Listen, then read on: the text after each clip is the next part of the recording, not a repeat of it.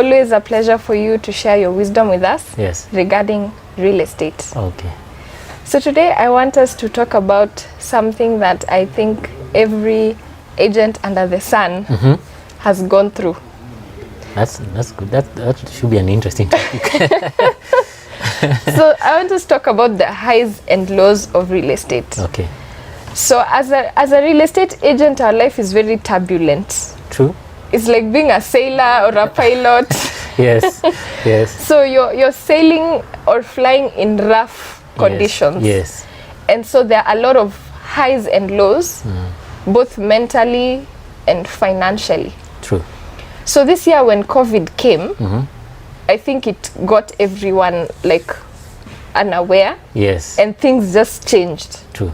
Deals that were in the pipeline fizzled out. People who were supposed to come into the country, they left.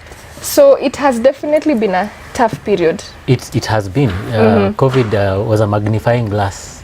It was. For everyone.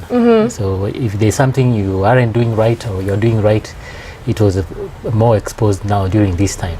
It's a wake-up call. It is. So it put everything on a magnifying glass, and it just helped us to see what we should be doing as individuals and as business people. Yeah. So I want us to talk about the highs and lows, the peaks and valleys of real estate. Okay.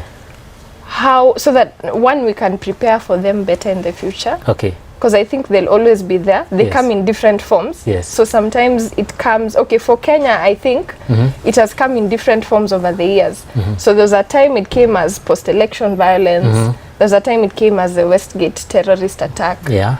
Now it has come as COVID. Yes. So how do we prepare? First of all, what are the highs and lows of real estate? And on average, how long does a high last? How long does a low last? Yes. Tell us a bit about that, given your 10-year experience. Okay. Let me start by saying I love to teach, because in teaching then you are able to give profound lessons on how things work. So I'm saying that because life, the way our maker, God, designed it is for life to have a rhythm. So life has a rhythm. Think about when you go to sleep. Do you just suddenly sleep up? No. And then wake up? Like a robot. You don't. You go into this deep sleep, pole, and then in the morning you start getting out of the sleep. Slowly. So your sleep has a cycle. They say we have our sleep cycles are 90 minutes of going deep in and out, and the depth of how at the beginning you go in quickly. You even see it looks like. So a year has seasons. Different countries have different seasons. Think about in the ancient days, you see there are patterns of how things will happen. Even in the Bible. In the Bible, yes. They say 7 years of famine and 7 years of drought. So the interesting thing is there's a concept called the black swan effect. They say I think it says 4 years, something good or something bad will happen. Something bad will happen every 4 years. So something small and something big will happen. Every 4 years. Every 4 years. So what does that tell you? You should expect for bad events to happen. Just like Joseph in the Bible is told, prepare for the harvest and prepare and harvest, because there will be a famine for 7 years. So that's what we don't do. When you look back in our real estate market, there have been a lot of highs and lows. And real estate, just like global crunches, they happen probably, I think, periodically 8 to 10 years, give or take. You could add plus or minus 2, and you can see there's a pattern. From 2007, something will always take place. It always happen. And the good ones, how often do they happen? They are in the middle. Somewhere in the middle. Somewhere in the middle. When you look at when did our market start peaking? When Kibaki came in, the market started peaking around 2008. Add 7 years. 2015 is when we reached our peak. When you look back and do a proper calculation, you see that the market steadily peaked until 2015. But between 2015 and 2017, some people felt and thought we are still at our peak. But what you'll notice is anyone who bought property around 2015 Regrets. exactly. Because they bought double of. Because at 2017 the price of properties are not appreciating, and anyone who bought property at the price there was at the same price as what it was in 2015 are struggling to sell it at the same price. And they'll never get that price, not in the near future. Not in the near future. They might have to wait out another 7 to 10 years. So 5 years, when we reached our peak, 5 years, today we are 5 years from when we reached our peak. I never thought that, personally, I didn't think we'll ever go down. I honestly... Those were good times. I thought Kenyan market was going to be doing well for the longest. And I think everyone thought that, especially investors. Yes. Yeah? Yes. Because they pumped in some real money into the real estate sector. They did. Personally, I remember really having a conversation with God, and he just told me it's going to go down. That was 2015. And I was like, how? No. 5 years down the line, I look back and say he was right. Because right now, the prices are lower, the rents have gone down. Significantly. And if you use the period of the 7-year period, you realize that we might go down, might be in this space for another 2 or 3 years. So give or take, as I said, I can't give an accurate figure, but there's an estimate of 8 for real estate, and market booms and plunges. There's about 7 years thereabout. So 7 years of high, then 7 years of low in real estate. Yes. So we should expect it. We should expect it. And the real estate is usually the last one to catch up. In the economy. The effect, yes. Because it's not liquid. The real estate market is not a liquid market. So when you think of real estate for an agent in terms of highs and lows, you have to think of the long highs and long lows, as in the long term. Then there's a short term. Now, within that year, what are the seasons? So, and the seasons have highs and lows as well. Let's talk about that within the year. Within the year. Yeah. So, as I said, everything has a rhythm. We don't have good statistics or rather reports in Kenya of highs and lows, but from our data, being in the industry for long, you can pick from what has sold, which are highs and which are lows. Yeah, and I'll show you that there's a highs and lows. When in your career as a realtor, when have you had the most rentals or sales? When have you had the most business? During the Which year. quarter? Yeah. For me, it's usually November, December, January, February. For the past 4 years. So I've been in real estate for the past 4 years. Ironically, I joined when things are going down. So, yeah, this is good. But January, November, December, January, February. Those are my 4 months that are the peak. Yeah, and when I compare with the American industry, their peak is January, February, March, April. So there's a correlation. There's a correlation. Why is that? Well, for some reason, human beings, since they're emotional, they like to make decisions. During that period? When did they make the decisions? December, January. That's when they think of, that's when they actually try to execute dreams to go along with the new year. You know, most people make decisions at the beginning of the year. That's when people make resolutions. And so it just happens that during that time, people started planning in the period you're talking about, November, December. They start thinking, and they may not be actively planning, but they may start thinking about it. Some good planners will have started way early and will have started planning for purchases probably at the beginning of the year. It just happens. It just happens. And this is year after year after year? Year after year. It's the same. And I want to believe it's the same worldwide, that most of those decisions will be made, or rather actions will be made at that time. But the decisions start a bit early. As early as? 2-3 years. But the real decision starts a quarter before. So the quarter of October, November and December. Because you see, real estate is not something you wake up and just say, I want to spend today 20 million. No, man. You can't just wake up and say, I want to spend 20 million. Especially if you're not a frequent investor. And majority of people in their lifetime, they'll spend their money on buying a house, wedding. There's a third one. They usually spend on 3 areas. Yes. So yeah, a house for retirement, their wedding, and I think it's either a car or college for their kids. College must be college, because college is expensive. It is very expensive. That's it. So they won't wake up and just say, I want to go and buy a house. It's a lifetime decision. They have been thinking about it, but the moment they decide now, we need to take off, it's usually a quarter before.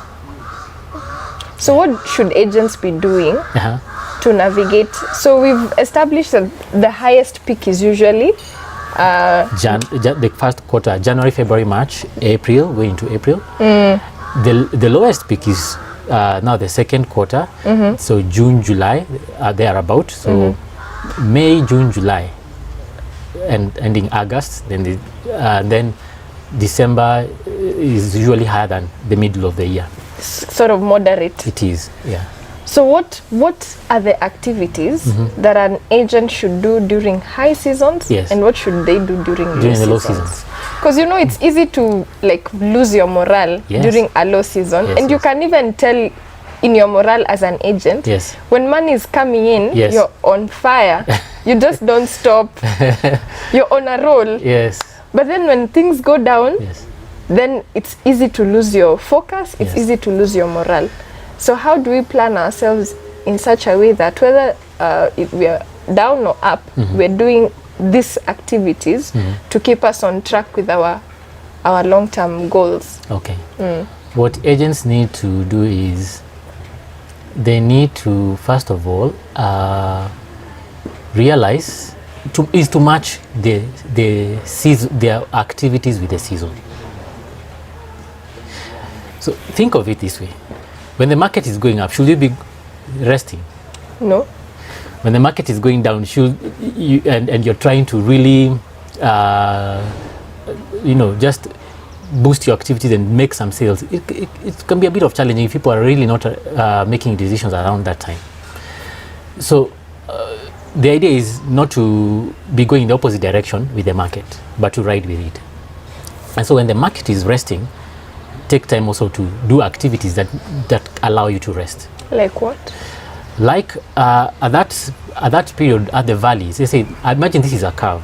That's how the market undulates. There's a curve that at the bottom of that valley is when you can take your leave days.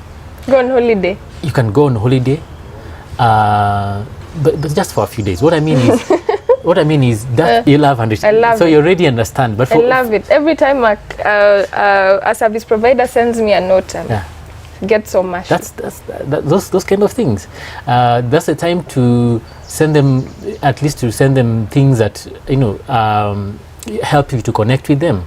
That's the time to send them some market reports, because this is the time they are relaxing. Nervous.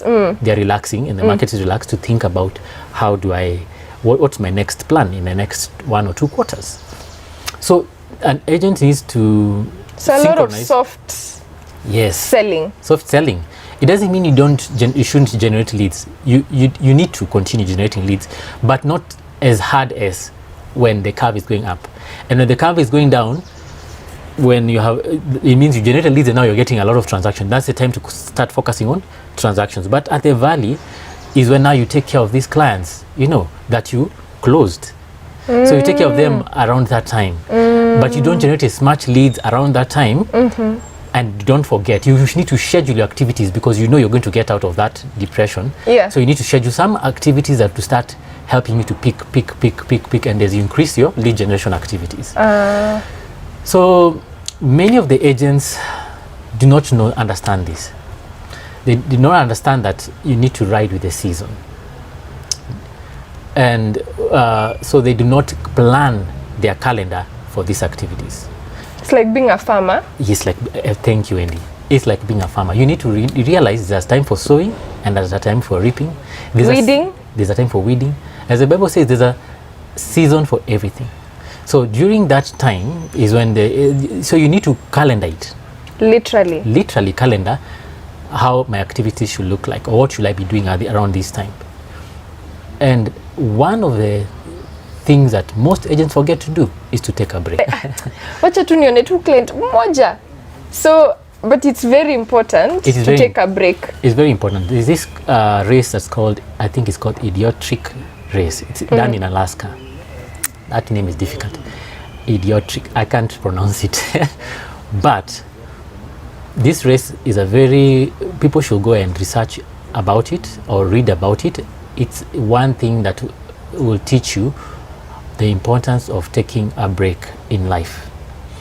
And how often should we take 90 days 90 maximum. days? After 90 days you should take a break. Don't extend it beyond 120 days. You'll burn out. So can I tell you about the race a little bit, so that especially for our audience, so they can understand what I mean?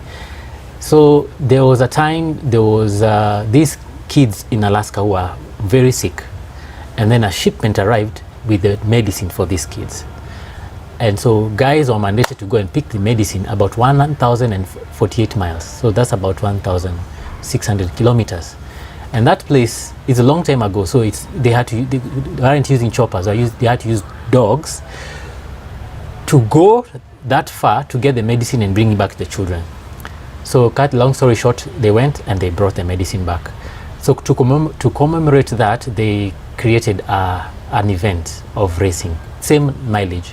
And the first person to do it successfully did it within 20 days, from 21 to 20 days.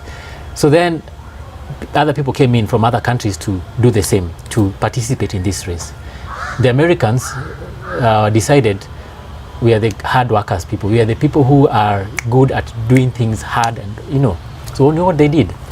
They trained their dogs to run for 24 hours. Literally, they trained their dogs to run for 24 hours. They'll put them on a treadmill to run for 24 hours. And then after 24 hours is over? I mean, then is when they will take the break. The dogs will take a break. Oh. So, cut the long story short, in that race, the dogs were able to, this team was able to get to the point and back in 16 days. But the dogs were dead within 50% of the dogs died within half a year. Within 1 year, yes. Because they overworked. They overworked. But there's this guy, I think it's called Busen. I think it's called Martin.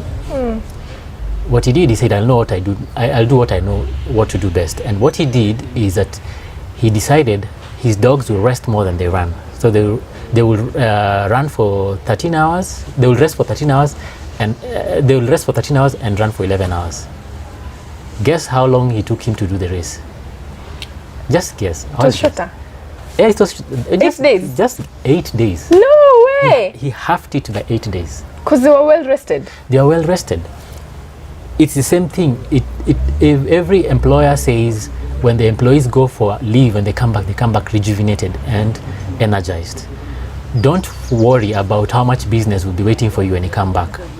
You need to have a rest in your life and in your business.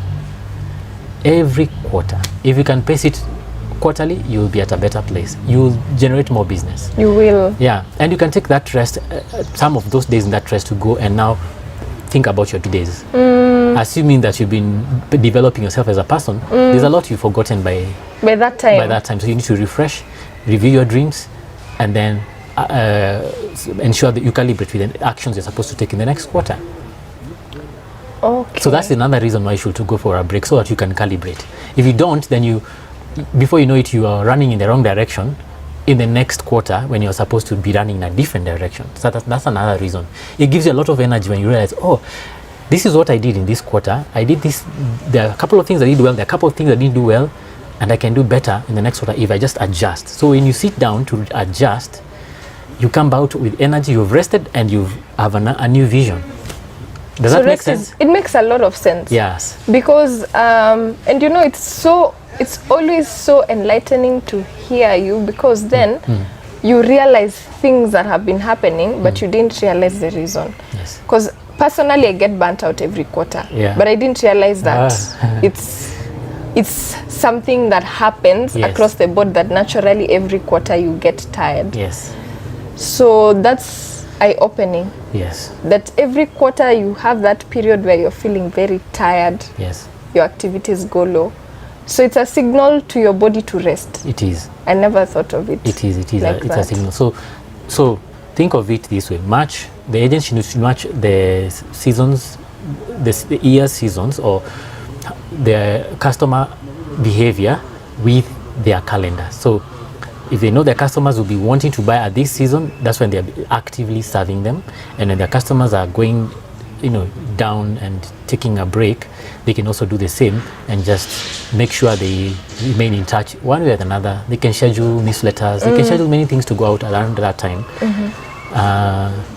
And your break could be 5 days, 5 days every quarter. Because think about it, formal employment gives employees 21 working days. 21 working days. Divide them by 4. It's just 5 days every 90 days. Because they realize they need that. Yeah, that's all they need. Every 5 days, every quarter take 5 days off. That is very and set aside 2 or 3 days for and just for us planning. to also understand that business can't always be going high. Yes, it can. You'll have high days and low days. It's good to understand that. Even in your low days, you may have checks you close in your transaction coming in, and that's the time now you're servicing those things. That's the time you're dealing with a lot of contracts, negotiation, inspection. Take that time To service the clients. The other problem is agents don't plan their money to service them during that. That sounds familiar for many agents, right? Of course. They don't. Because money is like a drug. Yeah. When it comes, you're on a high. Yes. And you're generous and your tastes change, and it's hard to imagine a low time will come. Just like Joseph was told to put a reserve for 7 years, everyone should work towards that. That could be a long-term investment, a house, money market funds. So let's come back to a year's or 2 years plan. You should set aside between 18 months to 2 years of reserve. If you've not started yet, you can start with 3 months. And build on it. 6 months and build on it. Because you want to, in that low season, you want to be busy spending your money in marketing activities. Make sense? You know very well that there is a season where the clients will not and be it's buying as much. counterproductive because when seasons are low, that's when you see people stop paying for buy rent. Yes. People stop boosting on Facebook. Yes. People stop. So it's the time that you should keep doing. Don't stop. That's a very good aha moment right there. That when people are stopping to do stuff and you are in front of your client, you are likely to get more clients because the others have stopped doing the activity. So you're the one who's most visible. So that's the time you should be busy getting in front of them, meaning marketing. So during low Exposing. seasons, you've said we do marketing. Yes. And we do the servicing of the clients. Yes, and marketing. So you do some marketing combined with lead generation, which involves a bit more of prospecting. So lead generation is prospecting and marketing combined. Yeah. So, but you've said it very well. You do, during the season, you do marketing, and not necessarily putting stuff on billboards. Soft. But getting in touch, direct market reports. Just rented, just sold. Let them know you just rented, just because you've just come out of the season of renting and selling. Just let them know. The time to let them know, communicate your wins. Yes. Aha. Yeah. And what do you do during high seasons? What are the activities you should do during when high season? Things are higher? So during high season, that's the time you'll be running around because the lead generations form part of high season. Okay, and when you reach the peak, you stop because there's an amount of lead you generate and you'll not be able to handle if you have not started scaling your business. Now you start transacting. Okay, so if lead generation, you've done some lead generation, then you start. High season is conversion. So generating is marketing and prospecting. Conversion is basically having contracts signed with clients. And both on the buyer side and both on the seller side. And as those contracts are being signed, transactions start streaming in. So high season is what for conversion. Basically contracts. Okay? Closed deals. Closed deals. Some lead generation will be coming in even from 2 quarters ago. That's one thing about our business. You may be doing business right now but because of a quarter where you get in touch with clients and it could be 2 quarters away. And then now transaction starts happening. So you close, but you reduce a bit of your lead generation because you don't want to be overwhelmed. That's interesting. Yes. You also have to regulate your lead generation. Regulate. Yes, regulate. Because you think about it. If your capacity is 50 leads, it doesn't mean you can't increase it, because your potential is not what you compare with others. Your potential is what you compare with where you want to get to. If your capacity is 50 leads, then you need to be working on how can I increase my capacity. That may involve hiring an assistant, okay? Or improving how I do my activities, how I spend my time. So if your capacity is lead generation, if your capacity is like 50 listings, if you do 100, you will send away 50 clients who are unsatisfied. Regardless of how efficient you are. So efficient, if you're improving your efficiency, it means you're improving towards doing more than 50 to 100 for it, as we are hypothetically speaking. Okay, so during highs, it's also important to make sure you don't overextend your capacity. Yes, not to stop, but you taper it so that you have enough to give you leads for the next season. You understand?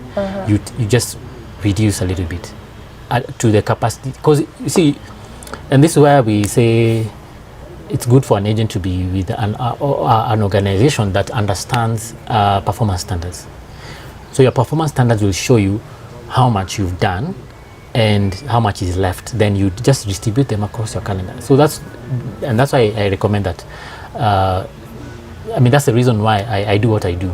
I help agents and train them to see, to have a performance standard, so they know how many calls they need to be doing, how many showings, how many meetings, so they can know they can regulate themselves. And to build capacity to be able to service their leads. Exactly.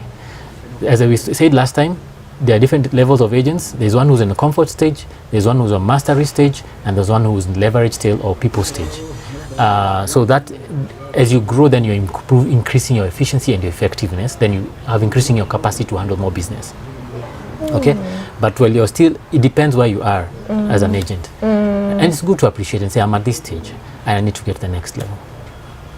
Wow. And seek help.